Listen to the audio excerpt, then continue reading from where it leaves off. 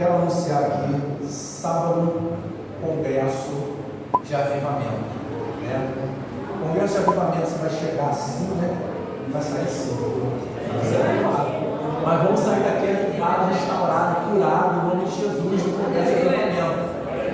Então, esteja preparado, né, para receber de Deus algo sobrenatural. Vamos receber o melhor de Deus nesse lugar, né? Com certeza Deus vai fazer algo poderoso. Queremos, né, receber, precisamos receber esse avivamento de Deus, né? Porque o homem ele vive tantas experiências diárias, né?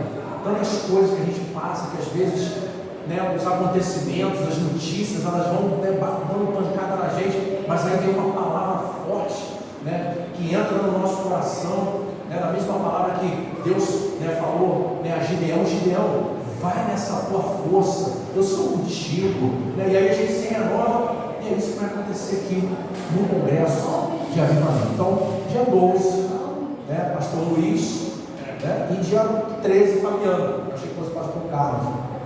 Então, dia 12, né, pastor Luiz, dia 13, Fabiano, fechando aí o congresso de avivamento.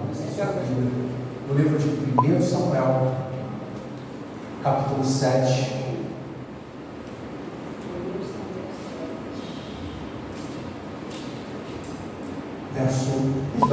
capítulo 6, verso 20.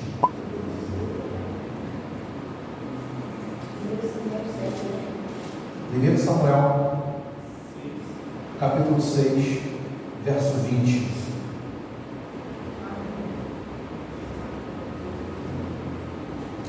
Amém? Amém. Pode ser até difícil, irmãos, a gente entender o que a gente vai ler aqui. Na verdade, não vou dizer bem entender, mas difícil a gente aceitar o que está escrito, porque, né, o que esses homens vão falar é algo que vai impactar o nosso coração, e nós vemos isso nos dias de hoje. 1 Samuel, capítulo 6, verso 20. Então os moradores de Bet-Semes disseram: quem pode ficar diante do Senhor, esse Deus tão santo? Para onde mandaremos a sua arca, a fim de que ele fique longe de nós? Amém? Só até aqui essa palavra. Irmãos, a Bíblia diz que os filisteus haviam levado a arca da aliança para a sua terra. Eles entraram em guerra com Israel e levaram a arca. A arca representava nada mais, nada menos do que a presença do Altíssimo. Era o objeto mais precioso para os judeus, porque ali dentro continha a vara de Arão, né, o maná e as placas da lei continham dentro daquela arca. E ela era a representatividade de Deus.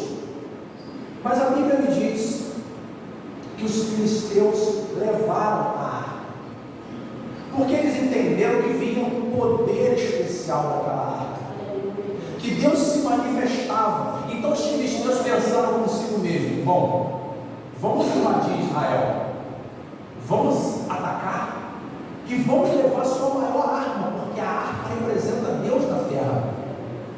Irmãos, ninguém podia tocar na arca senão os sacerdotes, que, né, tinham ali o compromisso de serem portadores da arca. Ninguém podia tocar. Mas Deus andava descontente com o povo, em especial com o sacerdote Eli e os seus filhos Ófni e Finéias naquela época, porque Ófni e Finéias faziam o que era mal aos olhos do Senhor. Eles estavam vestidos de sacerdote,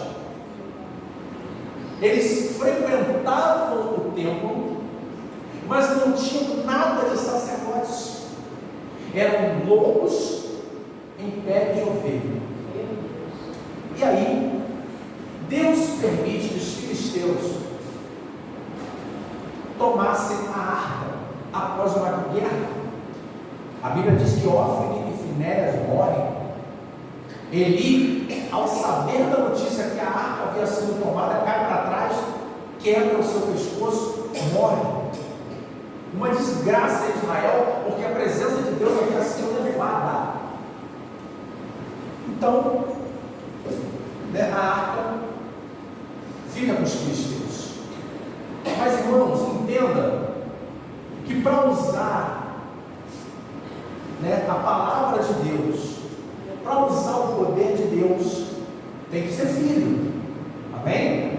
Tem que estar debaixo da palavra, tem que estar andando na direção que Deus quer. E aí eles levam a arca para a cidade deles. E eles acharam que com aquela arca agora os israelitas estariam enfraquecidos e eles fortes. Ninguém podia tocar na arca, mas Deus permitiu que eles conseguissem tocar. E eles conseguiram levar a arca para a sua cidade. Só que eles não contavam que as pessoas iriam pagar graves consequências. Por quê? Porque a arca não pertencia aos filisteus. A presença de Deus não pertencia aos filisteus. E a arca começa a fazer um efeito contrário naquele lugar. Porque os homens da cidade começam a sofrer com tumores, uma espécie de câncer, e começam a morrer por conta dessa praga. E ratos também começam a aparecer na cidade, em grandes números, e aqueles homens ficaram horrorizados, mas ainda assim permaneceram com a arca durante 7 meses.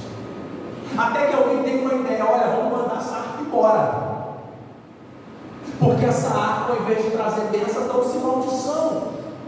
Vamos mandar essa arca embora. E aí, a Bíblia diz que eles preparam um carro, colocam a arca em cima, colocam um boi e tocam o boi. E o boi vai levando a arca em direção a Israel. Só que antes disso, a arca para nessa cidade chamada Jericó. E ali aqueles homens, eles contemplam a arca do Senhor. Mas eles vão falar algo agora impressionante. Porque ao invés deles conservarem a arca juntamente com eles, eles vão pedir que a arca seja mandada embora, para que Deus se afastasse deles. Agora, por que isso? Irmãos, quem está em santidade, quem anda segundo a palavra, não teme a palavra, não teme a Deus. Aqueles homens consideraram a arca do Senhor como a arca santa, estavam certos, mas eles vão dizer quem é esse Deus para que nós fiquemos diante dele. Então naquele momento ele está dizendo e confessando o pecado que estava sobre aquela cidade. Eles preferiram mandar a arca embora do que retirar o pecado da cidade. Aleluia. A Bíblia vai nos contar uma história de um homem chamado Jonas. Deus manda ele até Nínive pregar, para que Nínive fosse destruída. Jonas não quer, entra no mar, começa uma tempestade, joga ele no mar, a baleia come ele, vomita ele em Nínive. Pronto, ele foi ao lugar que ele deveria ir. E lá a palavra é pregada. Aqueles homens de Nínive, para a surpresa de Jonas, se convertem. Então, até os pecadores se converteram por conta da presença. Mas muitas vezes o povo não é capaz de tirar o pecado por causa da presença. E Deus está falando um pouco com a gente aqui, porque nós precisamos viver uma vida de santidade. E viver em santidade é abrir mão do pecado, abrir mão dos prazeres da carne, abrir mão das vontades, abrir mão daquilo que eu quero falar, abrir mão daquilo que eu quero fazer, abrir mão muitas vezes daquilo que me agrada, para estar diante da santidade de Deus.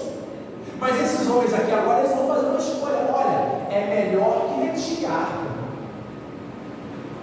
E nós temos visto hoje, nesses últimos dias, algumas pessoas têm evitado, né, ouvir falar de Jesus. Algumas pessoas têm criticado a palavra de Cristo e perseguido a igreja, porque é muito mais fácil conviver com o pecado do que abrir mão. Porque quando você começa a abrir mão do pecado, você começa a lutar não contra o seu inimigo, mas você começa a lutar contra você. Quando você decide viver uma vida de santidade, você começa uma batalha não contra o seu irmão, mas contra você mesmo. Porque quem tem que ser santo é você, e o seu irmão que cuida da vida dele. Quem vai cuidar da sua santidade é você. E aí começa essa batalha, essa luta do espírito contra a carne. É uma luta ferrenha, porque o espírito quer santidade, mas a carne quer o mundo. A carne não quer vir para a igreja, a carne não quer orar 11 horas, a carne não quer jejuar, a carne não quer falar do amor de Jesus, quer ficar em casa descansando. Irmãos, todos nós sofremos as mesmas coisas. Quantas pessoas queriam ficar em casa hoje descansando? Estava cansado? Eu estava muito cansado, queria ficar em casa. Mas por conta do amor e por conta do compromisso e da opção, da escolha que eu fiz, do meu chamado, né? Eu tenho uma obra a fazer, eu preciso ir. E aí começa uma luta, porque o corpo quer descansar, o corpo quer dormir, quer comer, quer se alimentar. E aí por isso às vezes a gente vem para a igreja, chega cansado, pessoas não veem, a gente está aqui pregando, às vezes as pessoas estão aquela pestanejada, trabalhando, às vezes cansado, o dia inteiro, trabalhou, a gente entende. Às vezes chega com dor de cabeça, às vezes chega enfermo, e é uma luta diária, mas é melhor ficar na presença do que sair da presença. A escolha que esses homens vão fazer agora vai ser uma escolha totalmente diferente da escolha de um nome que nós vamos ver um pouco mais à frente, um pouquinho só. Mas a Bíblia diz que esses homens recusam a arca, e a arca então vai parar na casa de Abinadab. E a arca fica ali na casa de Abinadab por 20 anos, esperando, né, que ela fosse levada. E nada acontece na casa de Abinadab. Nada acontece, nada muda. Nada se transforma na casa de Abinadab. Por quê? Porque a arca ali era somente um objeto. De repente, a Bíblia, né, para algumas pessoas pode ser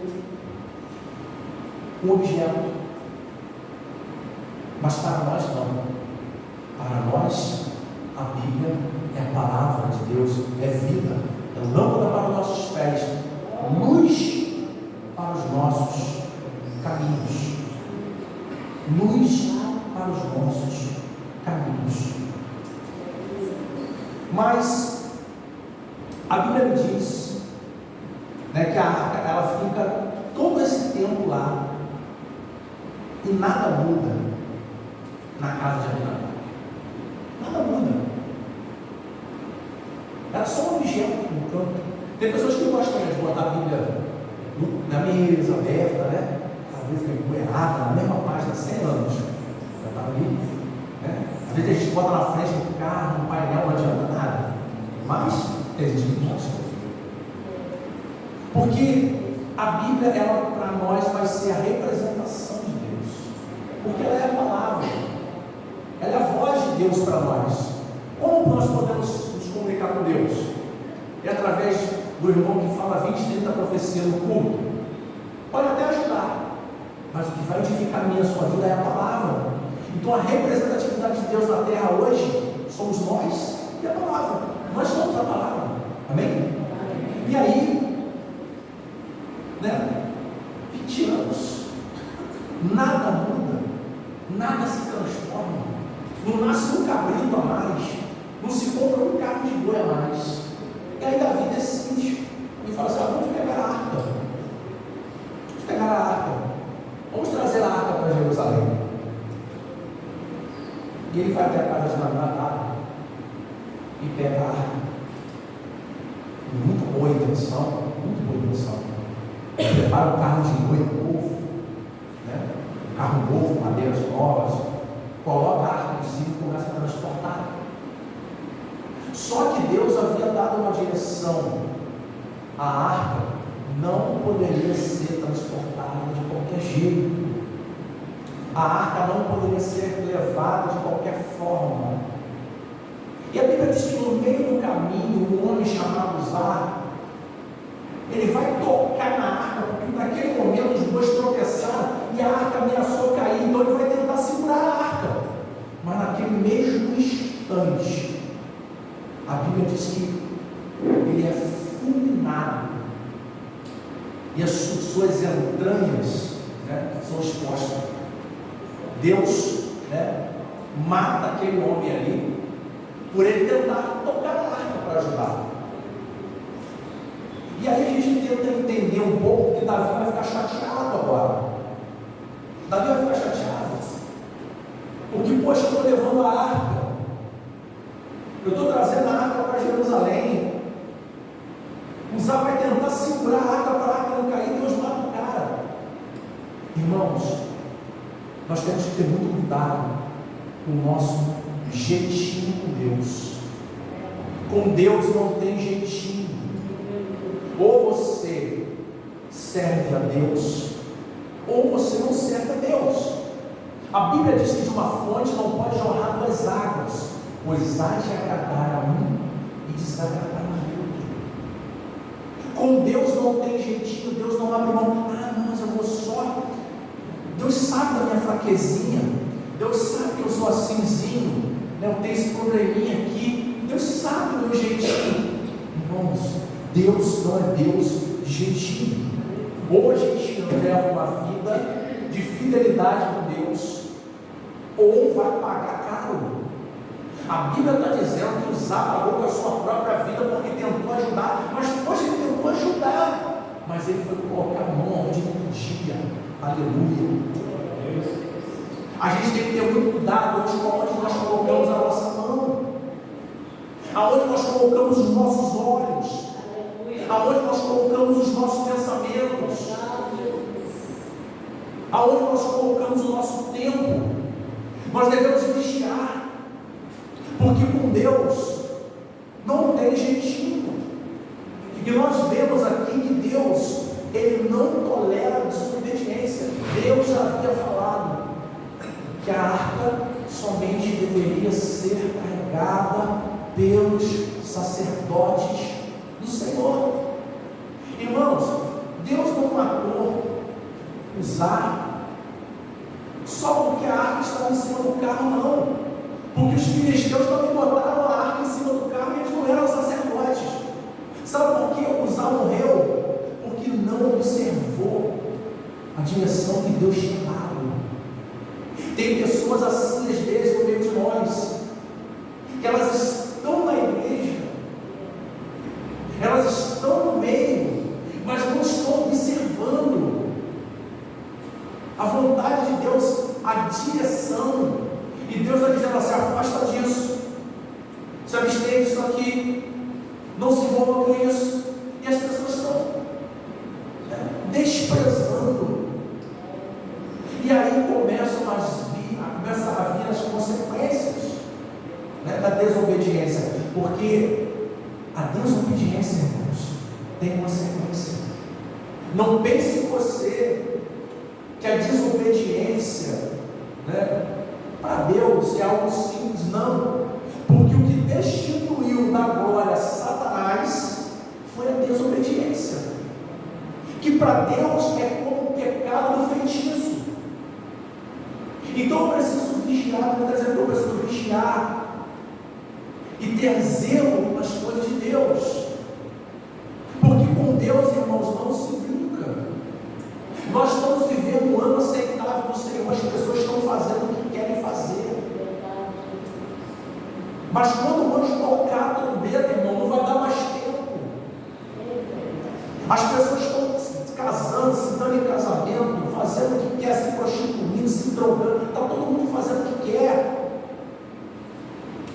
Mas vai chegar um momento que não vai dar mais tempo, porque a palavra está se cumprindo. Nós temos visto quanto Deus tem falado.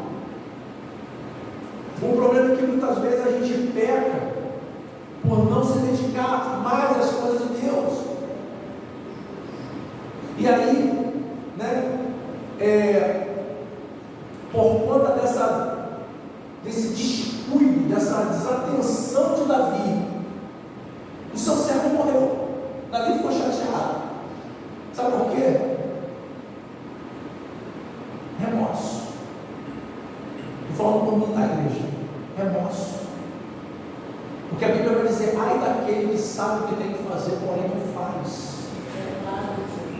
E é um dos piores sentimentos que o homem pode sentir, é o remorso.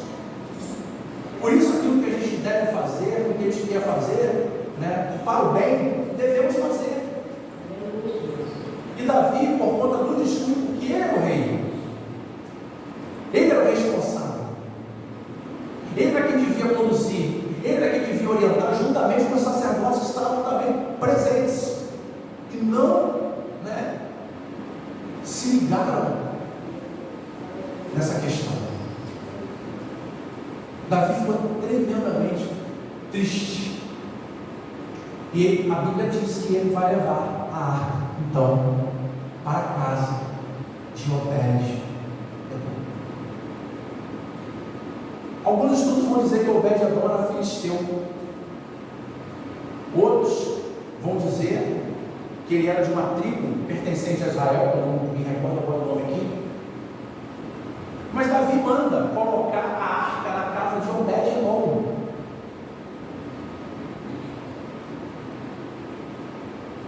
Pela natureza humana, eu começo a entender que Obed-edom pode ter uma natureza sim filisteia. Por quê?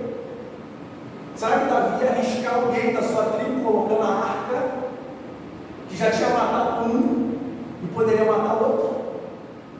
Então, o meu entendimento, ele era sim filisteu, e Davi pede para que a arca fosse colocada na casa dele. E assim foi feito. A arca foi parar na casa de Obed-edom. E a gente pode pensar: puxa vida, agora vai estar todo mundo mesmo. Como é que pode? Se Obed-edom for mesmo filisteu, eu vou matar o cara.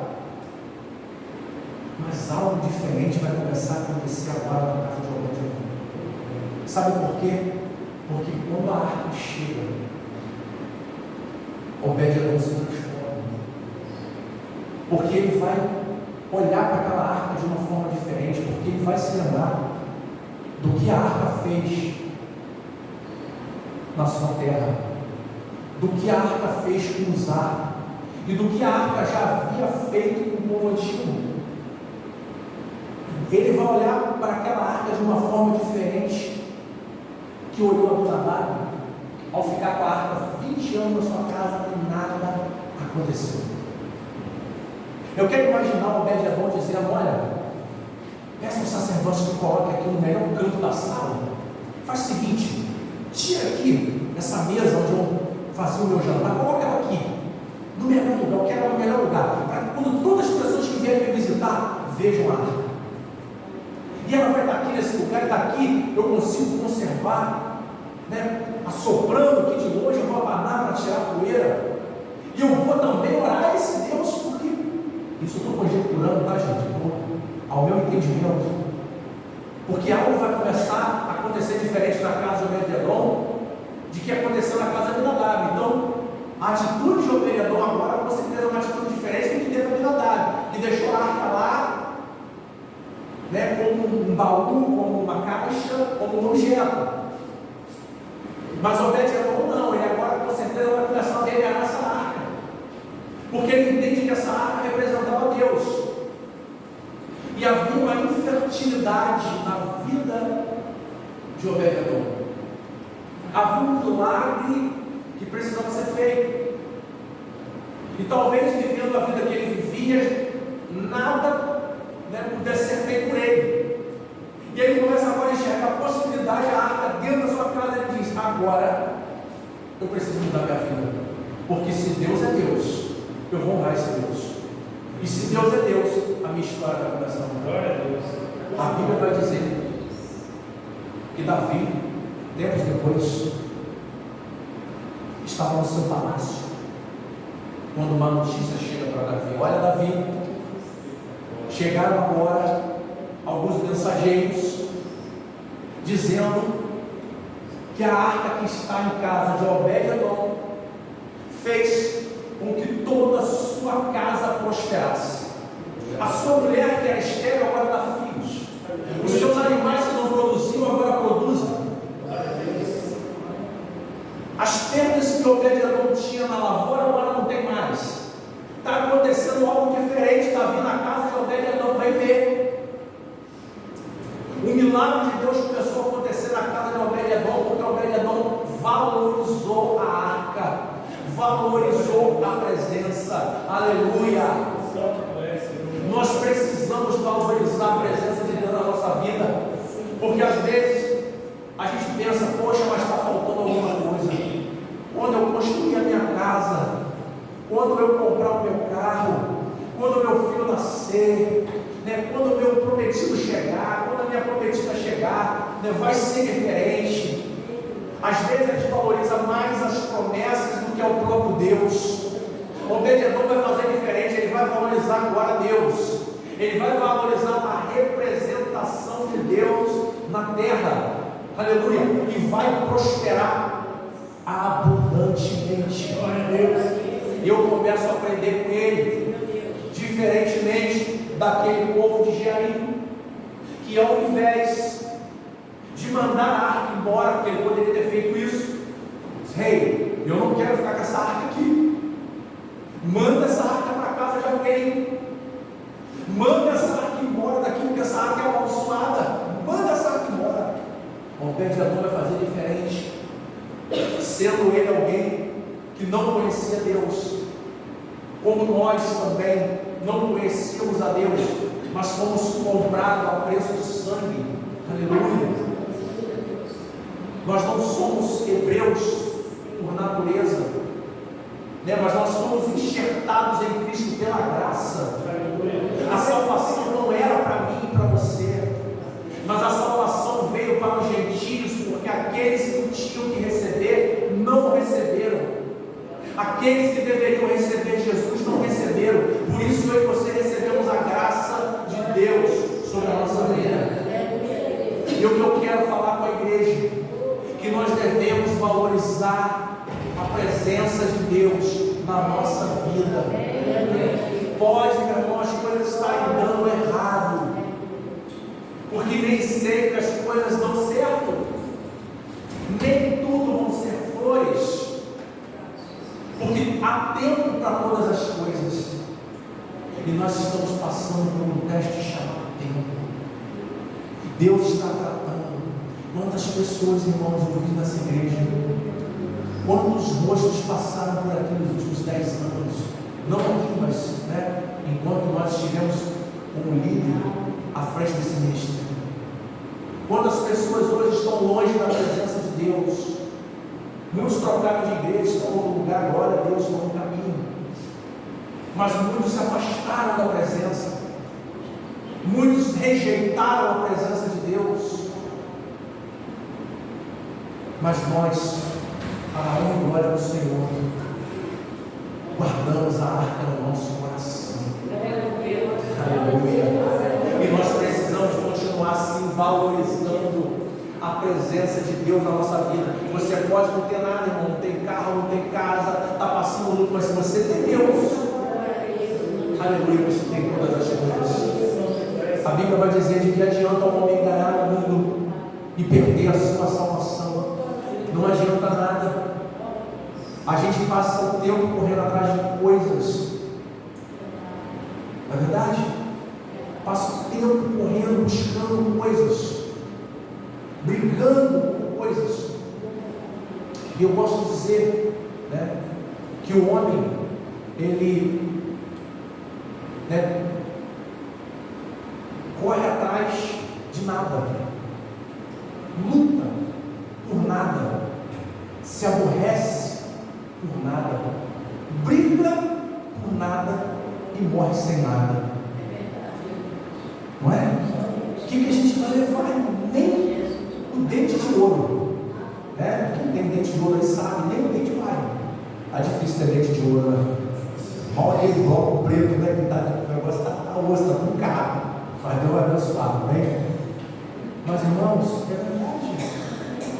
Nós não vamos levar nada daqui.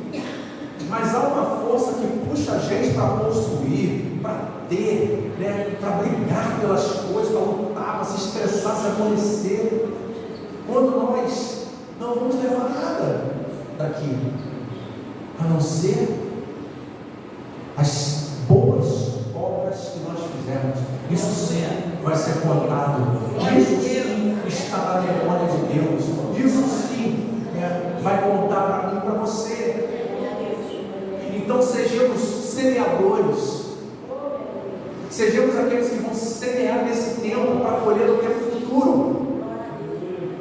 Porque o tempo, irmãos, como eu falava, ele está se cumprindo. A palavra de Deus está se cumprindo. E nós vemos aí tantas pessoas perdendo tempo. Antes de sair de casa, eu estava dando um rápido, mas quando chamou para mim ver um vídeo sobre a Cracolândia de São Paulo. Já tinha visto várias vezes, mas ela me chamou para ver e falei. E é uma coisa horrível. Uma vez eu fui em São Paulo, nós estávamos indo para um congresso de célula. Não lembro qual foi o ano. E estava no início, GPS, né, aquela coisa, todo mundo aprendendo a usar ainda. E eu botei o GPS lá e fui para o centro de São Paulo. E quando eu vi ele, uma rua, eu vi numa rua muito tranquila, muito movimentada. Eu lembro que eu vi ele à direita, o GPS mandou virar. Eu caí dentro da Cracolândia, dentro. É uma imagem horrível. Parecia que eu estava vendo um filme de zumbi. Parecia que aquelas pessoas estavam mortas, andando, sem rumo, olhando, se andando. Mulheres grávidas, senhoras, senhores, pessoas sem perna, sem braço, né? Um cenário de guerra. E é isso que o diabo tem feito com as pessoas.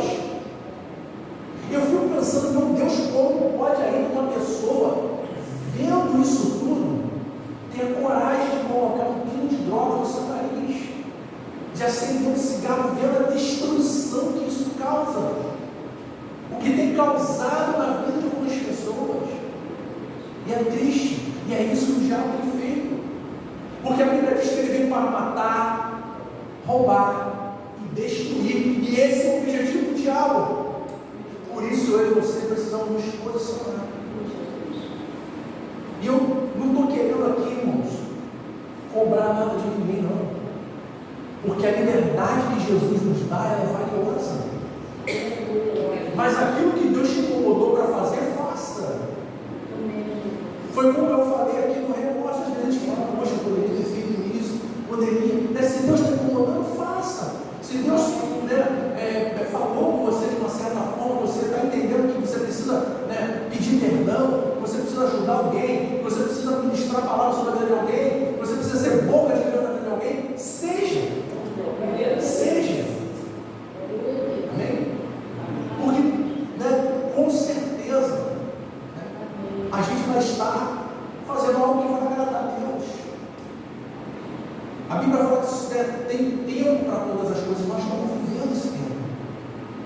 Nós estamos vivendo que quando você tiver vida, é o tempo que você está sendo provado. Acabou a vida, não tem mais chance. Tem pessoas que acreditam em reencarnação, em vida após a morte, que a pessoa vai reencarnar no outro corpo, né? Eu, particularmente, eu acredito em vida eterna com Deus. E a Bíblia diz que nós receberemos um corpo glorificado, que não vai ser esse mesmo corpo, porque esse corpo é carnal, é corruptível. Tem algumas religiões até que pregam o paraíso, aí as pessoas lá se reencontrando com seus maridos, com suas esposas, aí o pessoalzinho abraçando o leãozinho, abraçando a zebra, né? Mas irmãos, a Bíblia diz que nós seremos como os anjos. No reino do céu não se casa e nem se dá casamento. Então aproveita para beijar na boca agora, irmão. Pega o seu marido, a sua esposa, esposa aproveita, agora lá no céu não tem. Tem gente achando que lá no céu vai ficar abraçando dado para ele. Não vai. A hora é agora. Então valoriza sua esposa agora, valoriza seu marido agora, beija ele bastante se você tem. Se você tem, quem não tem, se mantenha em santidade. Aproveita a hora, é agora. Lá no céu, né, nós vamos ser como os anjos, receberemos o corpo como Cristo, como glorificado. E aí não vai haver necessidade de se alimentar, não vai haver necessidade, né, de reprodução. Né? Então, para quem tem seu marido e sua esposa, aproveita agora. Quem não tem, vai lá, vai jejuar, vai tomar banho frio, né, vai ler Bíblia, isso para depois. Mas esse é o dia que nós vivemos. Então não deixe para fazer depois. Né? Eu vou sair com meu filho, com a minha filha depois. Depois eu vou dizer que amo. Depois eu vou ajudar a minha esposa nisso. Depois eu vou realizar o sonho do meu esposo nisso. Não, meu irmão, faça agora. E eu tenho aprendido isso. Não deixe para depois o que você pode fazer agora. A não ser que seja algo que tem que realmente ser deixado para depois. Não se possa fazer. Mas a gente deve aproveitar o tempo. Porque passa muito rápido. Né? Nós somos pegos de surpresa, acontecimentos e a gente não sabe. Então a gente precisa entender Deus. A gente precisa ter intimidade com Deus. Não fazer isso que esse povo estava fazendo aqui, mandando a arca embora, mandando Deus embora da nossa vida. Não, pelo contrário. Ainda que nós venhamos, né, sofrer algumas coisas por conta da santidade, vale a pena. Vale a pena. Porque, irmãos, quem tem uma estrada aqui com Deus, né? Eu vejo os rostinhos assim novinhos, Manu, Raíssa, né? Paulinha. Eu estou começando a ter noção de que é Deus. Mas quando, né, o tempo de estrada começar a ficar maior, a coisa começa a ficar diferente. Porque aí começam a vir as experiências. Né? Começa a haver intimidade com Deus, aquela alegria, o entendimento, o raciocínio lógico de Deus. E aí a pessoa começa a ser transformada, mas há esse tempo.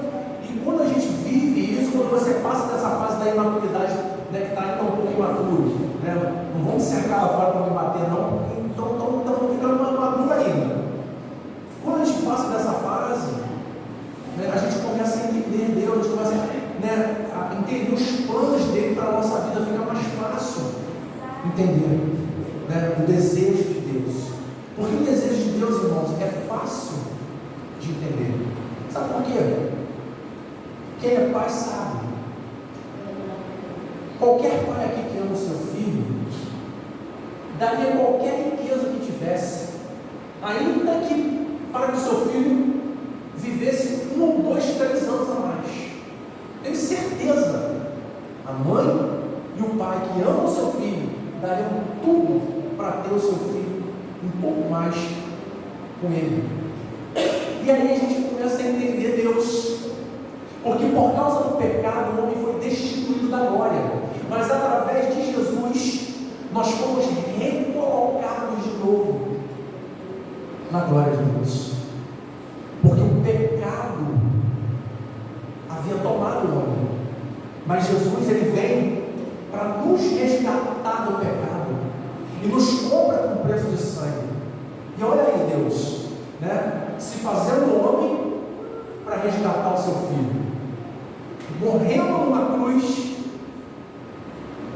né, ressuscitando no terceiro dia, sofrendo aquela morte de cruz por causa de mim e você. Isso é amor de pai, amor de mãe, parecido. O amor de Deus é o mesmo amor de pai e de mãe, que para Deus não tem diferença, macho e fêmea não tem diferença. Claro que eu digo assim, não tem diferença na glória, na eternidade. Aqui tem, tá? Não vamos dizer que o pastor está pregando ideologia de gênero, vamos crucificar depois. Não é isso. Aqui na terra nós temos diferença, mas no céu, na glória, não tem. Então esse é o sentimento de Deus. É o mesmo sentimento de uma mãe. E ele vai dizer, ainda que a mãe esqueça do seu filho que amamenta eu jamais me esquecerei de ti. Olha ele se comparando ao amor de Deus. Esse é o amor de Deus para mim com você. Então vale a pena. Vale a pena. Vem cansado, vem desanimado. Aqui a palavra de Deus vai te animar, vai te levantar. Você vai sair daqui cheio do Espírito Santo. Glória a Deus. Né? E aí lá fora, quando vai para fora, né? Recebe os bombardeios, volta de novo. Mais forte, cada vez mais forte, cada vez mais forte. Né? Persiste. Pois como falou esse louvor, nós cantamos, não pare. Quem mandou largar ele? As pessoas às vezes desistem, largam a rede. Quantas vezes nós pensamos, não, vou dar um tempinho, vou dar uma descansada um pouco, depois eu volto, preciso recuperar as baterias, não, a gente pensa. Mas Deus nos incomoda e não deixa. Aleluia. E se você está aqui hoje, porque Ele te